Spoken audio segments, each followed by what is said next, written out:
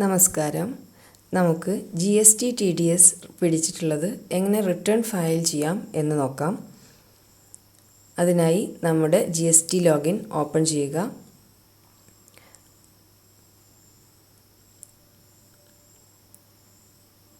അപ്പോൾ ഇങ്ങനെ നമുക്ക് കാണാൻ സാധിക്കും.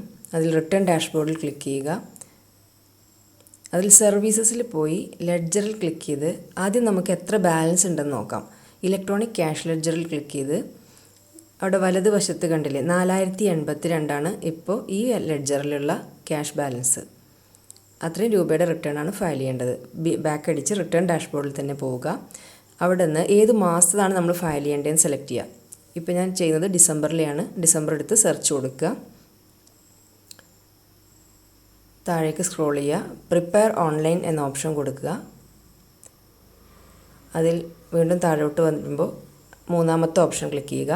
അതിൽ ആഡ് എന്ന ബട്ടൺ ക്ലിക്ക് ചെയ്യുക. ഇവിടെ GSTIN എന്ന് പറഞ്ഞാൽ നമുക്കിപ്പോൾ മെയിനായിട്ട് വരുന്നത് അമൃതം പൊടിയുടെ ബില്ലിലാണല്ലോ GST വരാറ്. അവരുടെ GST നമ്പറാണ് അവിടെ കൊടുക്കേണ്ടത്.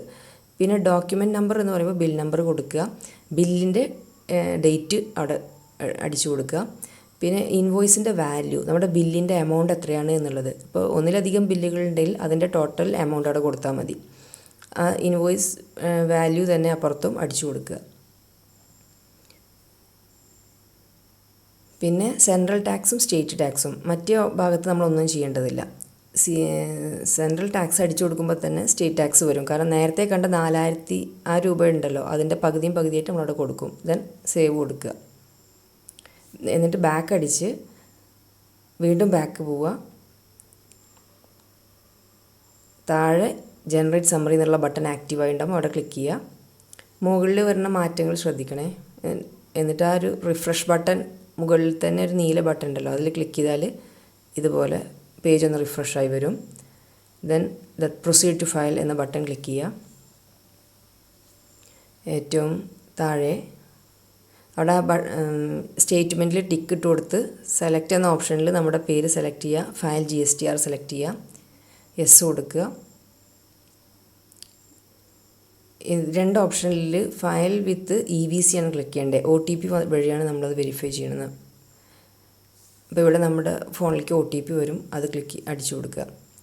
വീഡിയോക്ക് ലെങ്ത്ത് കൂടാതിരിക്കാൻ വേണ്ടി ഞാൻ ഫാസ്റ്റായിട്ടാണ് ചെയ്തിട്ടുള്ളത്.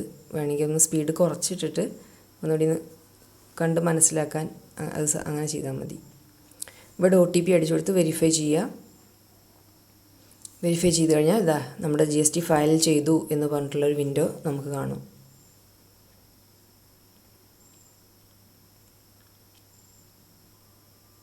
ഇനി ബാക്ക് അടിച്ച് സർവീസസിൽ പോയി എത്ര പൈസ അവിടെ ബാക്കിയുണ്ടോ എന്ന് നോക്കാം. ഇല്ല, 0 ബാലൻസായി. അപ്പോൾ നമ്മുടെ ഡിസംബറിലെ GST ഫയൽ ചെയ്തു എന്നാണ് അർത്ഥം. ലോഗ് ഔട്ട് ചെയ്യാം. Thank you.